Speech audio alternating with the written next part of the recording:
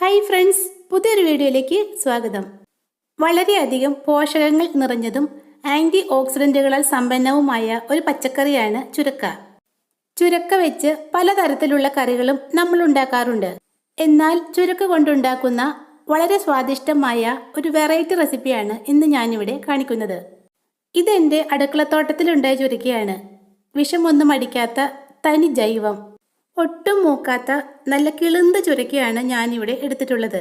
മൂക്കാത്ത ചുരക്കയാണ് എടുക്കുന്നതെങ്കിൽ അതിൻ്റെ വിത്തും തൊലിയും ഒന്നും കളയേണ്ട ആവശ്യമില്ല. ചുരക്ക പോലുള്ള പച്ചക്കറികളുടെ പോഷകങ്ങൾ നിറഞ്ഞിരിക്കുന്നത് അതിൻ്റെ തൊലിയിലാണ്.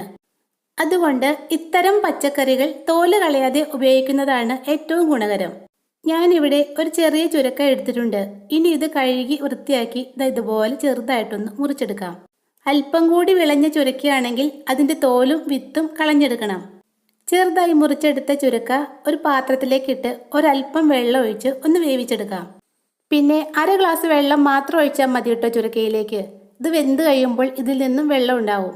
നമ്മുടെ ശരീരത്തിന് രോഗപ്രതിരോധ ശക്തി നൽകുന്ന വൈറ്റമിൻസ്, ആൻറ്റി ഓക്സിഡൻസ് ഇവയാൽ സമ്പന്നമാണ് ചുരക്ക.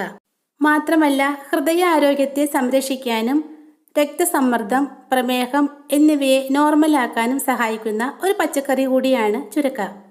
എന്നാൽ ചുരക്ക കറി വെച്ച് കഴിക്കാൻ ഇഷ്ടമില്ലാത്ത ചിലരുണ്ട്. അവർക്ക് വേണ്ടിയുള്ളതാണ് ഈ റെസിപ്പി.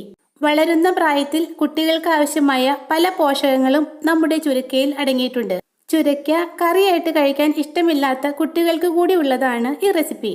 ചുരക്ക കൊണ്ട് ഇങ്ങനെയൊന്നും ഉണ്ടാക്കി കൊടുത്താൽ എത്ര ഇഷ്ടമില്ലാത്ത കുട്ടികൾ വരെ ചോദിച്ചു വാങ്ങി കഴിക്കും.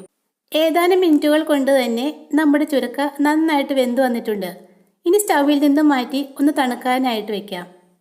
വേവിച്ച ചുരക്ക തണുത്തതിന് ശേഷം ഒരു മിക്സിയുടെ ജാറിലേക്ക് ഇട്ട് കൊടുക്കാം. ഇനി ഇതിലേക്ക് നമ്മുടെ മധുരത്തിന് ആവശ്യമായ പഞ്ചസാര ചേർത്ത് കൊടുക്കാം. ഞാനിവിടെ വേവിച്ച 1 കപ്പ് ചുരക്കയിലേക്ക് 3 ടേബിൾ സ്പൂൺ പഞ്ചസാരയാണ് ചേർത്ത് കൊടുക്കുന്നത്. ഇനി ഇത് നന്നായിട്ടൊന്ന് അരച്ചെടുക്കാം. അരച്ചെടുത്ത ചുരക്കയിലേക്ക് 1 കപ്പ് തണുത്ത പാല് ഒഴിച്ചു കൊടുക്കാം. തിളപ്പിച്ച് ഫ്രീസറിൽ വെച്ച് നന്നായിട്ട് തണുപ്പിച്ചെടുത്ത പാലാണ് ഞാനിവിടെ എടുക്കുന്നത്. നിങ്ങൾക്ക് വേണമെങ്കിൽ കവർ പാല് അങ്ങനെ തന്നെ എടുക്കാട്ടോ.